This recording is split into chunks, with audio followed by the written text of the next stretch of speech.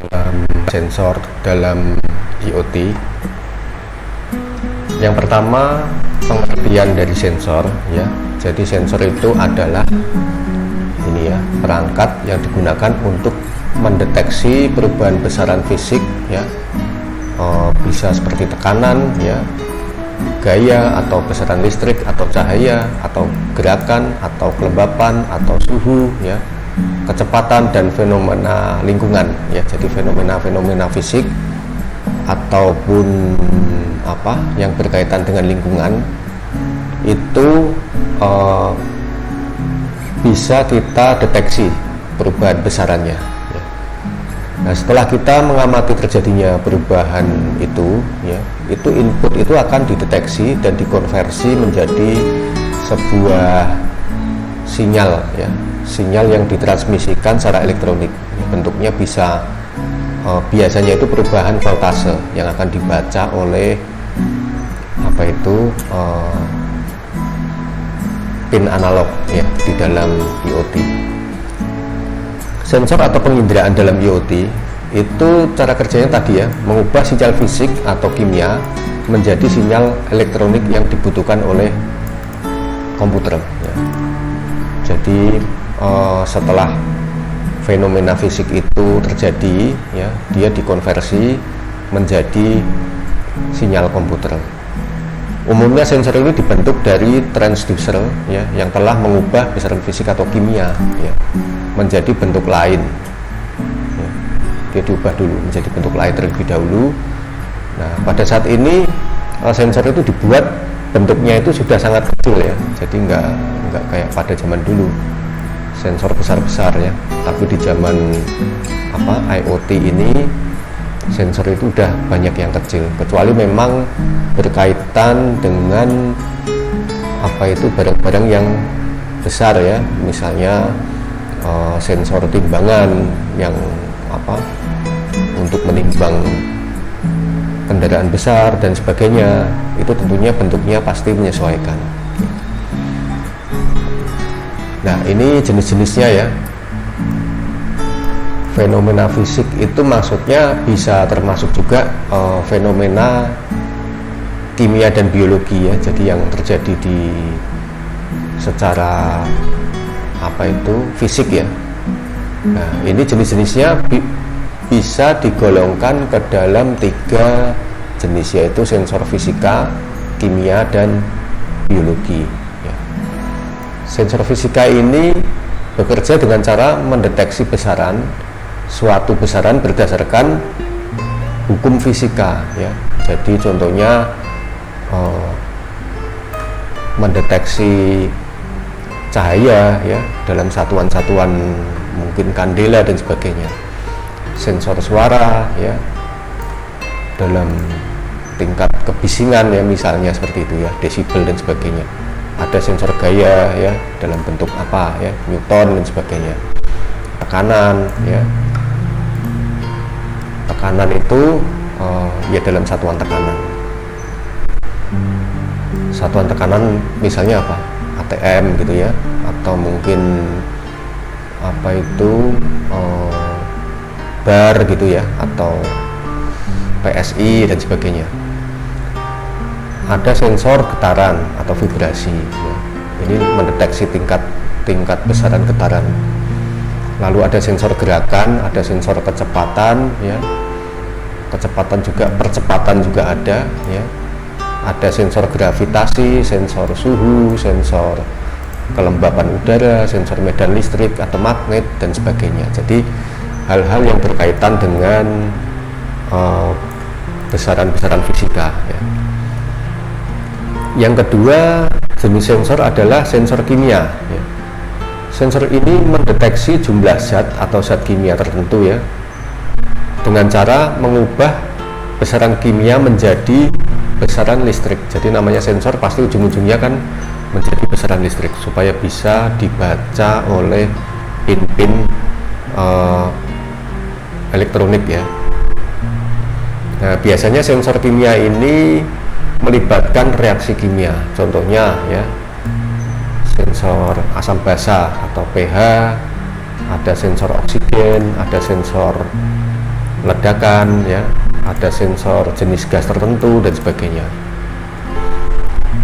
Yang ketiga ada sensor biologi ya, jadi sensor ini berkaitan dengan pengukuran molekul dan biomolekul ya, seperti toksin ya, nutrien atau feromon ya, feromone itu, ada tingkat glukosa, oksigen ya, pokoknya yang berkaitan dengan biologi ya, osmolitas, protein, hormon dan sebagainya.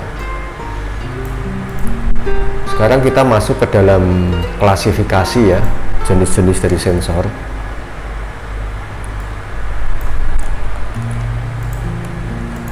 Sensor yang digunakan pada perangkat elektronik ya, pada dasarnya dapat diklasifikasikan menjadi dua ya. Jadi di dalam sensor ini bisa diklasifikasikan dalam dua kategori utama, yaitu sensor pasif dan sensor aktif. Yang kedua adalah sensor analog dan digital ya. Jadi ada pengklasifikasian ini ya. Berikutnya yang dimaksud dengan sensor pasif ya dan sensor aktif ya. Pasif itu artinya apa? Jenis sensor itu dapat menghasilkan sinyal output tanpa memerlukan pasokan listrik dari eksternal ya. Jadi sensor ini dia nggak perlu daya ya, dia sudah bisa memberikan nilai tegangan sesuai dengan satuan fisika atau satuan benda atau yang sedang kita baca dengan menggunakan sensor pasif ini. Jadi nggak ada tegangan yang dipasokkan ke dalam sensor tersebut ya. Contohnya termokouple ya, yang menghasilkan nilai tegangan sesuai dengan panas atau suhu yang diterima. Jadi semakin panas dia akan menghasilkan tegangan. Lalu yang kedua adalah sensor aktif ya. Sensor aktif ini membutuhkan sumber daya eksternal. Jadi ada baterainya atau mungkin harus diberikan input tegangan tertentu ya. Jadi dia bekerja dengan dibantu dengan tegangan ini. Ya, sifatnya ya, sifat fisiknya ini bervariasi ya, tergantung dengan efek eksternal yang diberikan ya. Jadi sensor aktif ini dia bisa membaca kalau ada tegangan. Nah, sensor pembangkit otomatis.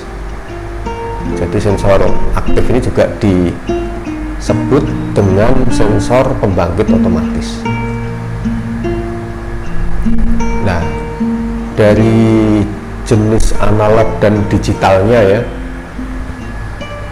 ini ada sensor analog dan digital. Tentunya kalau namanya juga analog ya, analog itu pasti sinyal yang dihasilkan juga sinyal kontinu ya, yang berkelanjutan atau sinyal analog. Jadi sinyal analog ini adalah sensor analog ini adalah sensor yang menghasilkan sinyal output yang kontinu atau berkelanjutan, atau sinyal analog ya artinya ini. Nah, sinyal keluaran kontinu yang dihasilkan oleh sensor analog ini sebanding dengan pengukuran. Jadi artinya apa? Kalau semakin tinggi misalnya suatu suhu gitu ya, itu outputnya juga akan semakin tinggi ya. Jadi sehingga kita bisa membaca peningkatannya itu range-nya sampai berapa gitu ya. Semakin tinggi suhunya, semakin tinggi tegangan yang dihasilkan. Nah, ini berbagai parameter analog ini diantaranya adalah ini tadi ya, suhu, tegangan, tekanan, pergerakan, dan lain-lain. Nah, contohnya ini akselerometer ya, sensor kecepatan, sensor tekanan, cahaya, suhu, dan lain-lain. Nah, yang kedua ada sensor digital ya.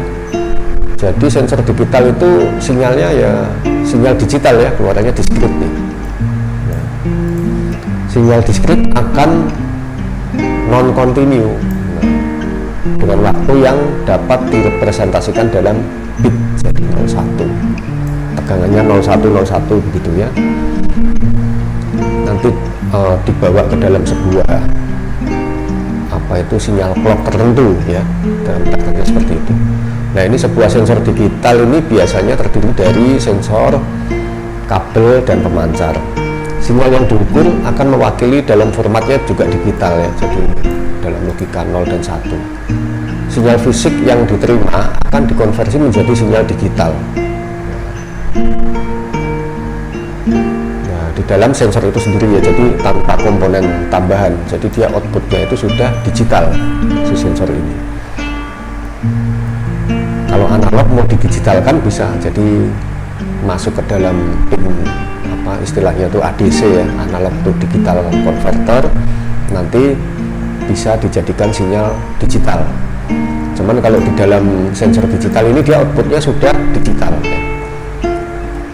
Contohnya adalah ini akselerometer digital ya.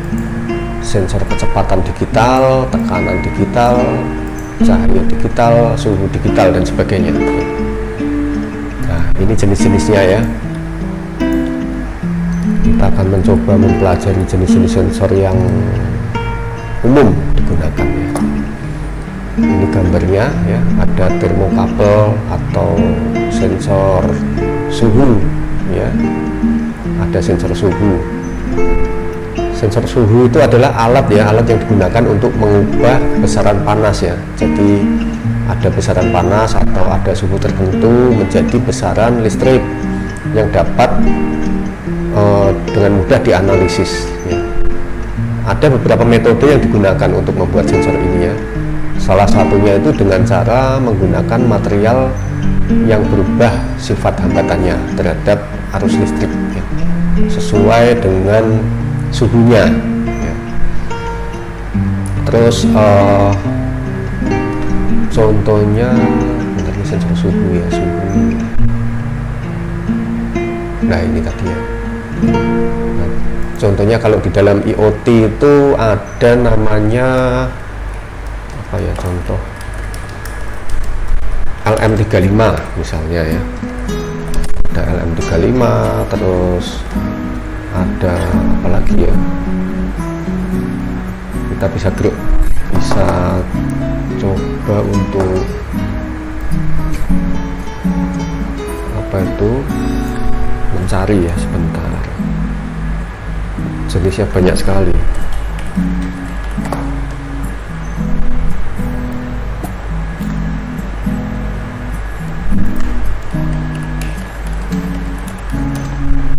Nah, itu LM35 itu merupakan populer ya, ada DS18B20 ya. Nah, ini contohnya gambarnya itu. Nah, ini contoh ya.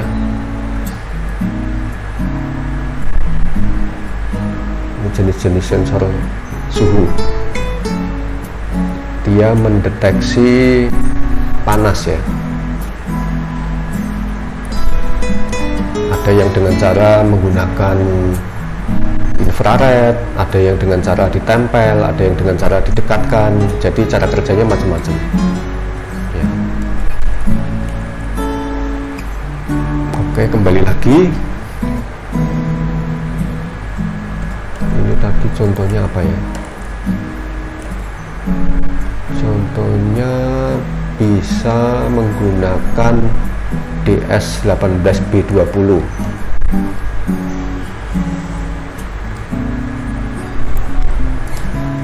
DS18B20 dan lain-lain ya. Lalu ada sensor cahaya atau LDR ya. Ini dia mendeteksi apa itu ada tidaknya cahaya. Ini biasanya dipakai untuk lampu ya. Jadi lampu yang otomatis kalau pada malam hari menyala, nanti kalau siang hari mati, itu menggunakan ini ya. Menggunakan sensor LDR atau sensor cahaya.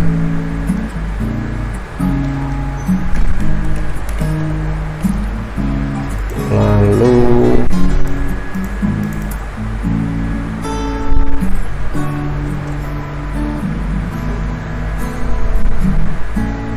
ada di sini akselerometer ya. Di gambarnya seperti itu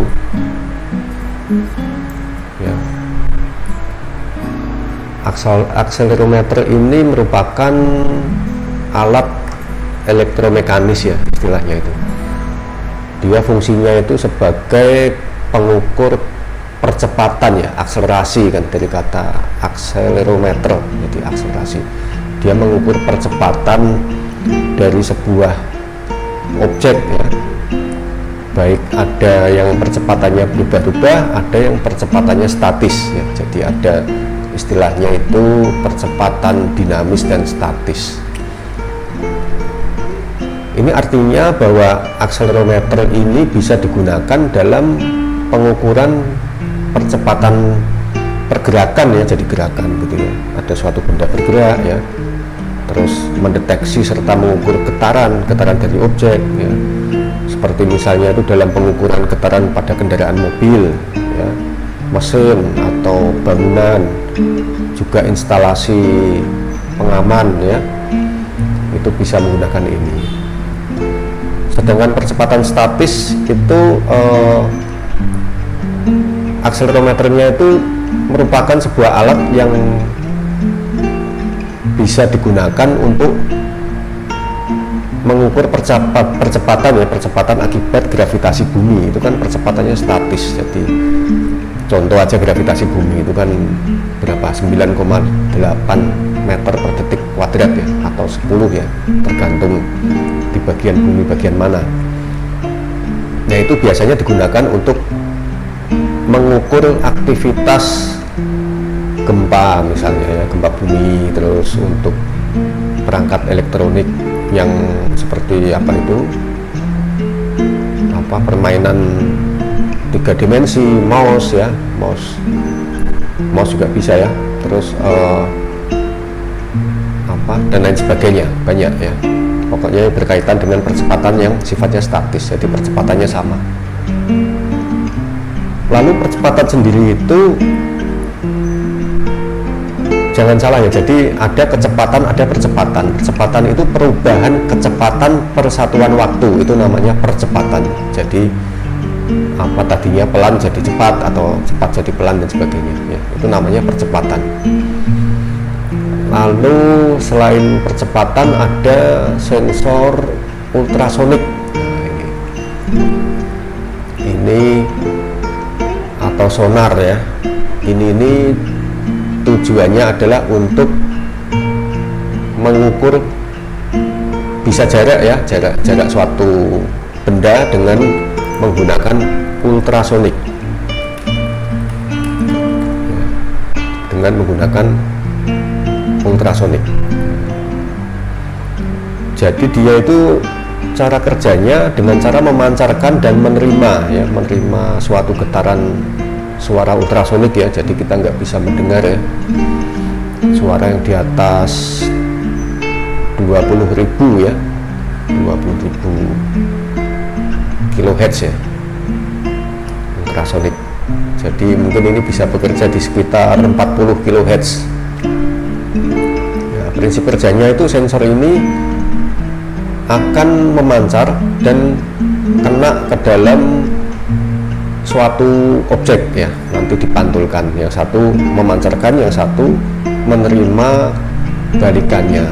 Kemudian nanti diukur jaraknya adalah sekian. Ini sensor ultrasonik. Ada sensor namanya, kita bisa googling dulu ya, jenis-jenisnya nggak seperti ini ya, maksudnya tidak hanya ini gitu, ada macam-macam. Jadi sensor ultrasonik ini yang populer karena untuk jarak dekat ya. Nah ini yang jarak untuk agak jauh biasanya dipakai di mobil ya. Kalau kita apa itu di mobil-mobil kan sering di belakang itu dipasang seperti ini, tujuannya untuk mengukur jarak belakang gitu ya, supaya mobil itu enggak nabrak. Jadi dia bisa tahu semakin dekat maka akan memberikan sinyal yang beepnya itu semakin dekat gitu ya, suaranya semakin apa itu semakin dekat antar bibnya. Nah, ini contohnya ya, sensor-sensor ultrasonik atau sonar. Oke, kembali. Ini ada load cell ya. Load cell ini sensor yang digunakan untuk apa itu istilahnya mengukur suatu beban ya. Jadi bisa timbangan atau mungkin apa itu berbentuk jembatan besar gitu ya. Jadi intinya sensor load cell ini adalah jenis sensor beban. Ini yang banyak digunakan untuk mengubah beban atau gaya menjadi perubahan tegangan listrik ya, atau tegangan analog ya atau digital ya. Itu yang bisa dibaca oleh komputer ya atau microcontroller. Nah, perubahan tegangan listrik ini tergantung dari tekanan yang berasal dari loadnya, dari bebannya ya. Jadi kalau bebannya gede ya nanti dia akan memberikan apa itu lebih besar ya. Jadi informasi yang disampaikan akan lebih besar, yang menunjukkan bahwa beban itu semakin berat. Pada sensor load cell ini terdapat strain gauge ya, yaitu menjadi sebuah rangkaian jembatan Wheatstone istilahnya. Jadi ada di situ dalamnya ada resistor ya, yang dirangkai secara seri dan paralel. Nanti di situ dia bisa menghasilkan suatu tegangan yang nanti pada akhirnya dibaca oleh komputer. Nah, ini contoh-contohnya, kita bisa googling ya.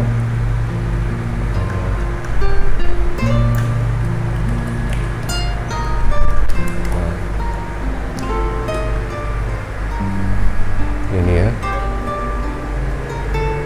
kalau timbangan-timbangan digital itu yang mana nggak ada, kalau kita nimbang nggak ada pernya kan, itu dia juga menggunakan sensor seperti ini ya, load cell istilahnya. Nah ini ya, timbangan digital, terus apa, jembatan timbang dan sebagainya. Ini contohnya.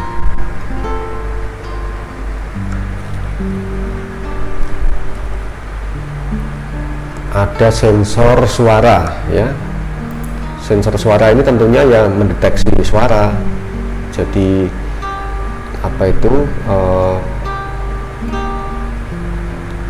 jadi ada semacam kondensor mic ya biasanya ya di sini ya. Itu yang nantinya akan digunakan untuk mendeteksi tingkat apa itu, bisa tingkat kebisingan, bisa macam-macam ya, dari sebuah suara yang terbaca oleh di sini ya, oleh alatnya ini. Lalu ada sensor kelembapan ya, ini biasanya untuk mengukur kelembapan dari suatu benda ya, bisa tanah, bisa apa itu, suatu istilahnya suatu media tertentu ya. Itu nanti ditancap dengan alat ini, dengan pin ini, maka nanti akan terbaca di situ tingkat kelembapannya adalah sekian. Ini ada namanya Hall effect sensor ya. Jadi sensor Hall effect atau efek Hall ini adalah sensor atau komponen jenis transducer ya, yang dapat mengubah informasi magnetik menjadi sinyal listrik ya, untuk diproses kemudian di dalam komputer. Sensor efek Hall ini ya, itu sering digunakan sebagai sensor yang untuk mendeteksi kedekatan ya, posisi ya, kecepatan, pergerakan arah ya, maksudnya ya, ke arah mana gitu kan, direksional istilahnya. Juga mendeteksi arus listrik ya. Sensor magnetik yang dibuat dari bahan semikonduktor ini merupakan komponen ya, suatu komponen populer yang banyak dipilih oleh para perancang elektronik untuk aplikasi-aplikasi yang non kontak ya. karena dia itu handal, mudah dirawat ya, terus juga lebih tahan lama ya.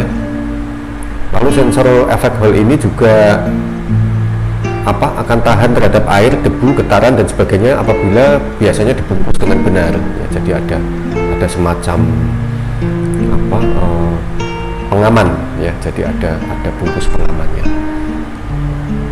Nah, ini masing-masing sensor ya, tadi ada akselerometer untuk akselerasi ya, sudah dijelaskan sebelumnya. Ada sensor cahaya ya, sensor cahaya ini kan untuk mendeteksi suatu cahaya ya, light sensor. Ini bentuknya bisa fotoresistor atau cadmium sulfide ya, atau fotosel dan sebagainya. Tadi sensor suara ini sudah kita bahas juga ya. Jadi ini merupakan sensor analog yang digunakan untuk merasakan tingkat suara ya.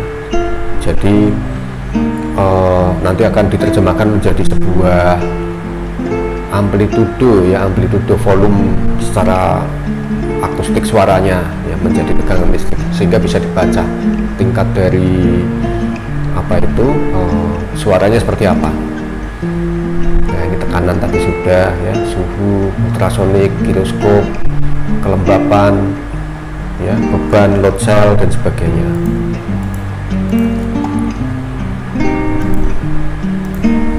Kemudian kita juga mengenal ada sensor namanya magnetometer ya. Jadi magnetometer ini merupakan sebuah instrumen pengukuran ya, yang digunakan untuk ada dua tujuan ya, yaitu untuk mengukur magnetisasi dari bahan magnet ya, seperti ferromagnet ya, atau untuk mengukur kekuatan medan magnet.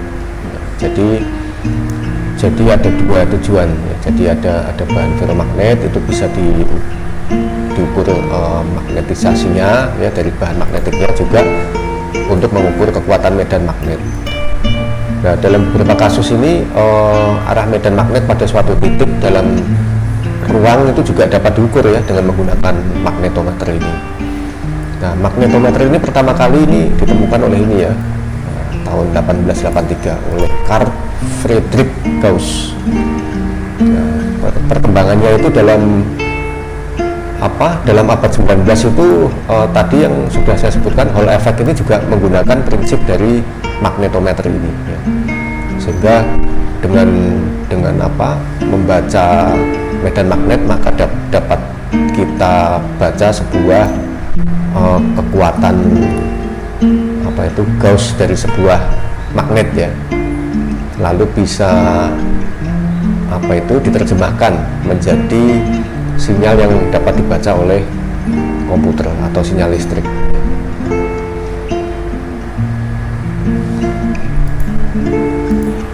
Di samping itu kita juga mengenal ada yang namanya photoelectric proximity sensor atau sensor jarak yang bersifat fotolistrik ya. Jadi berbeda dengan yang tadi. Kalau tadi sonar ya, untuk mengukur jarak kita menggunakan ultrasonik ya, atau dikenal dengan sonar. Ini kita menggunakan ini ya,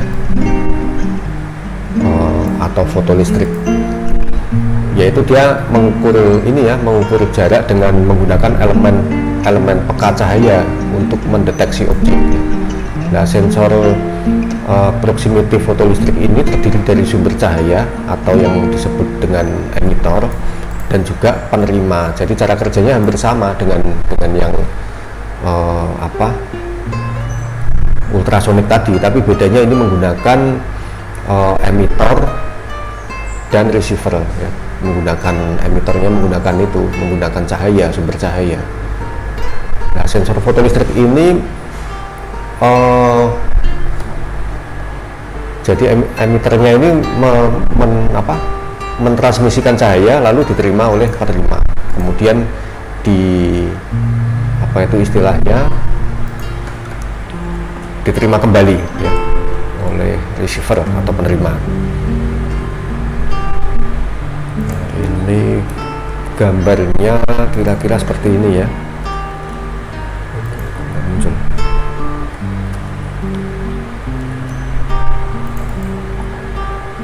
gambarnya itu kira-kira seperti ini. Nah ini ya, ini contohnya.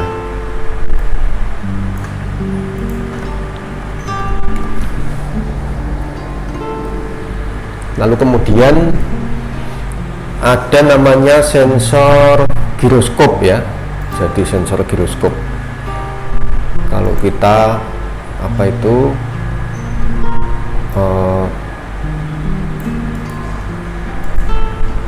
pernah mendengar giroskop ya. Giroskop itu sebetulnya banyak dipakai di pesawat terbang ya, untuk membuat bendanya menjadi ringan ya, giroskop ya.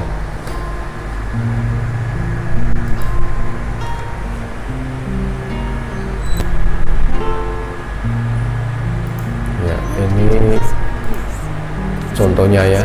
Jadi cara kerja dari giroskop ya. Nah, ini ada benda yang berputar ya.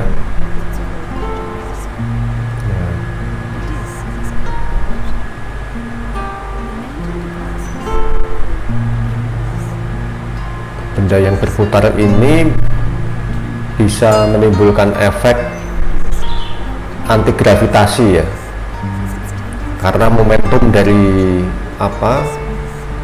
massa benda yang berputar ini. Nah, ini biasanya dipasang di dalam pesawat supaya pesawat itu lebih ringan.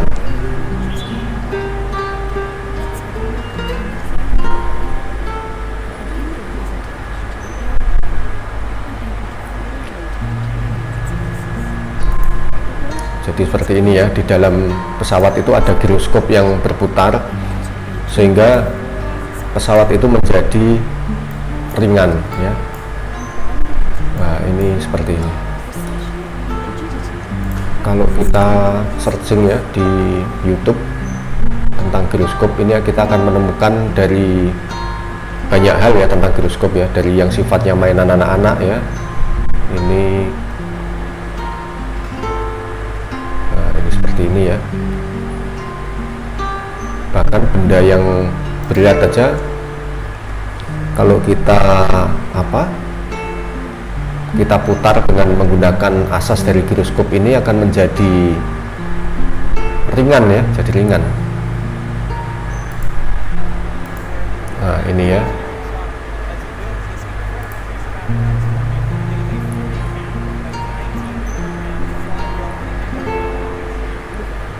Itu yang sangat berat ya, angkatnya aja berat sekali ya, dengan satu tangan aja berat sekali ya. Tapi ketika giroskopnya diputar, dia akan menjadi ringan ya, tuh bahkan diangkat dengan satu tangan aja bisa.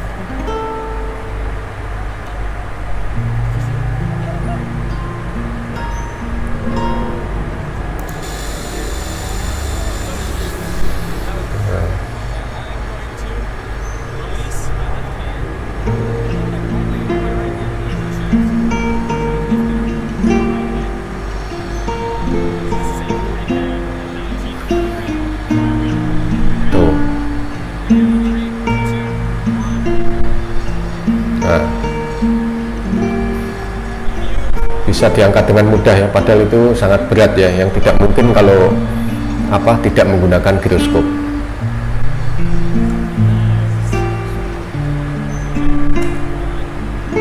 Oke, kembali ke topik itu tadi tentang giroskop ya, tentang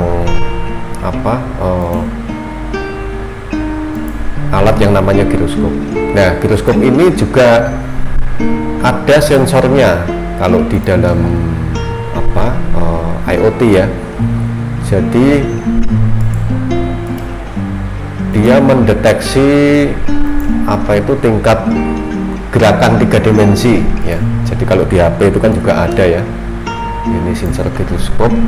Sensor giroskop ini adalah alat sensor yang dipakai untuk melacak rotasi atau perputaran suatu perangkat ya. Jadi berdasarkan gerakannya, alat sensor ini dipakai untuk mempertahankan orientasi dari sebuah sudut agar tetap stabil ya. Jadi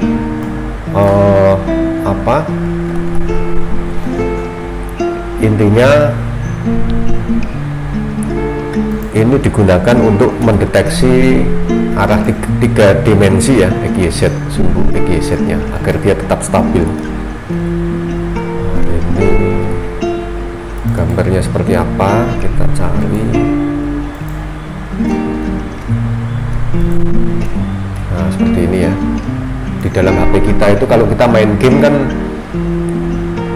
kita gerakkan HP-nya ke kanan ke kiri, itu kan gambarnya bisa mengikuti. Itu karena ada sensor ini, ada sensor giroskop ya.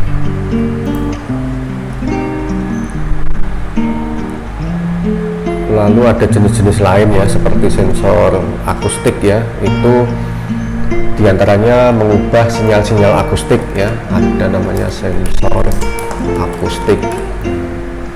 Sensor akustik itu merupakan sensor yang dapat mengubah energi-energi akustik ya. Misalnya contoh itu gelombang suara tadi ya, itu termasuk dalam sinyal sensor akustik menjadi sinyal elektronik.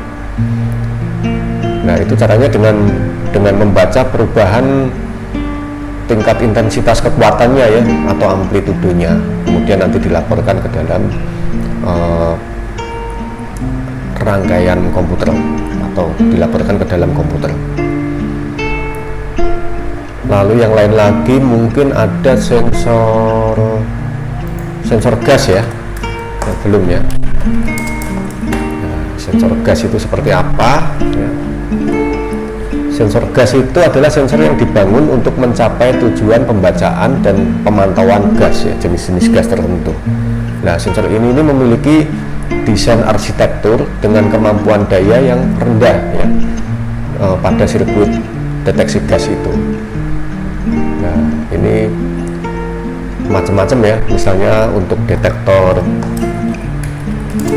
gas beracun seperti CO ya, terus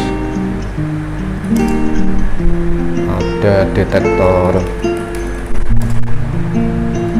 O2 ya, ada pokoknya gas ya, berbagai macam gas. Lalu di samping sensor seperti ini, kita juga mengenal perangkat-perangkat yang sifatnya bisa kita kenakan, kita gunakan ya. Macam-macam ya, ada misalnya ini perangkat yang bisa kita kenakan. Misalnya contohnya adalah apa?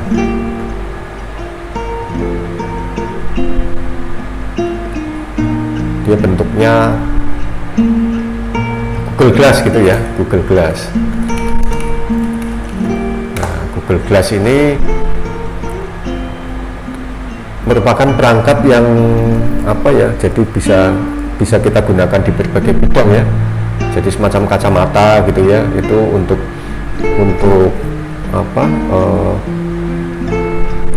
jadi kita bisa melihat menggunakan Google Glass itu ya. Ini Google Glass ini seperti apa, coba kita lihat ya.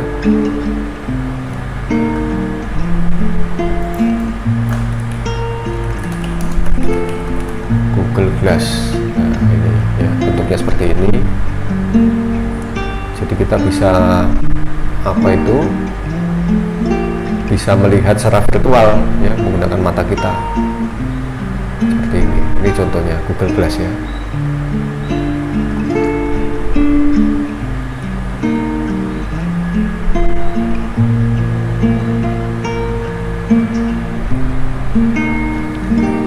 Ada yang bentuknya helm ya. Saya pernah tahu itu helm N901. Nah, ini kayak gini ya. Ini merupakan helm ini nanti bisa digunakan untuk untuk memindai pengunjung ya. Jadi bisa tahu suhunya. Jadi waktu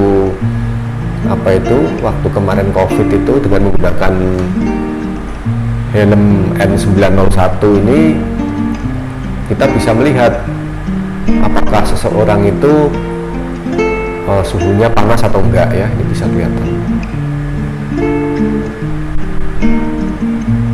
Jadi bisa kelihatan. Ada juga perangkat GPS yang bisa dikenakan ya. Itu juga ada yang pernah saya tahu itu Marlin GPS. Nah, ini ya, jadi GPS yang dipasang di kepala, nanti kita bisa bisa tahu lokasi kita itu ada di mana ya, koordinat GPS-nya ada di mana. Ini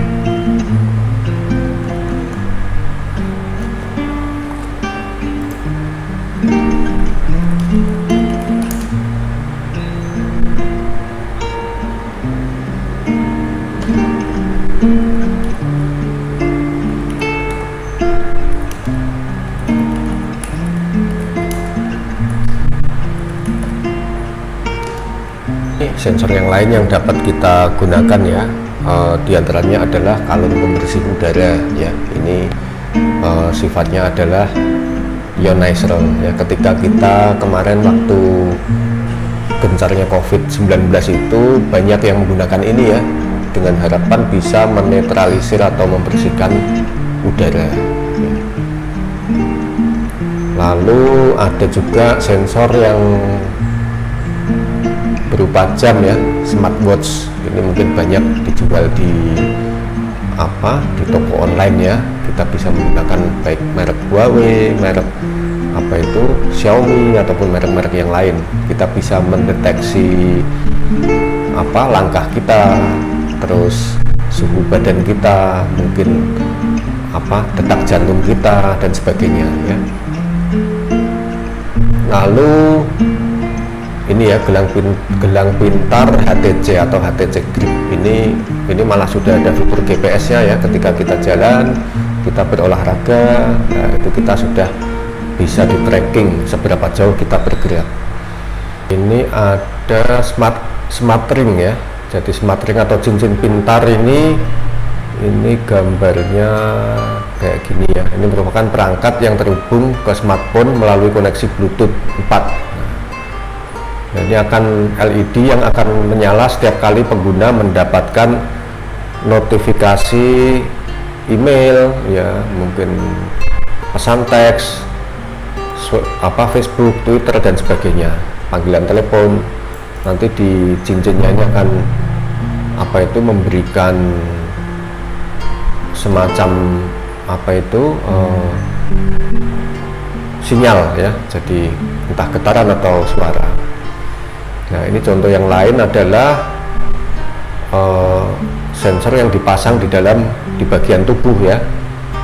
Nah, ini Polo, contohnya Polo. Ini ada ransel pintar ya. Ketika kita pakai ini akan mempunyai fungsi yang macam-macam ya. Di sini ada fungsi untuk GPS trackingnya, ada fungsi ini, ada Bluetooth lokasi, ada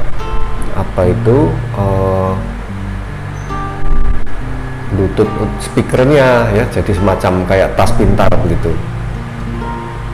Contoh yang lain lagi ada yang dipasang di bagian kaki ya. Contohnya ini adalah kaos kaki yang dilengkapi dengan sejumlah sensor yang digunakan untuk para penderita diabetes ya, diabetes tipe 1 dan tipe 2.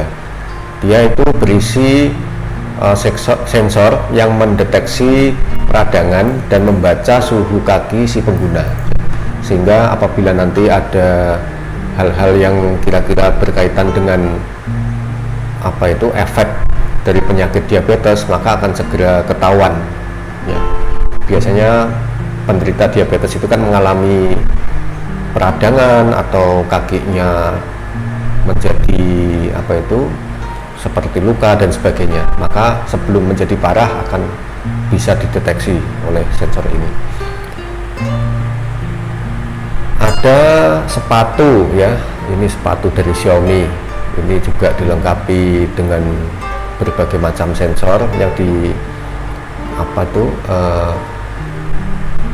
bisa diintegrasikan ya, antara IoT dengan ponsel, dengan tablet ya, sehingga sepatu ini akan memonitor aktivitas penggunanya dan memberikan laporan terkait jarak tempuh ya, misalnya dia lari berapa kilometer, terus kecepatannya berapa, kalori yang dibakar sekian gitu ya.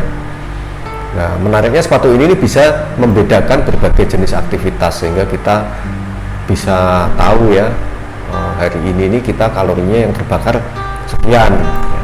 Ini gambarnya seperti ini nih. Terintegrasi dengan tablet ataupun desktop ya, ponsel dan sebagainya. Oke, mungkin materi sensor cukup sekian. Atas perhatiannya kami ucapkan terima kasih.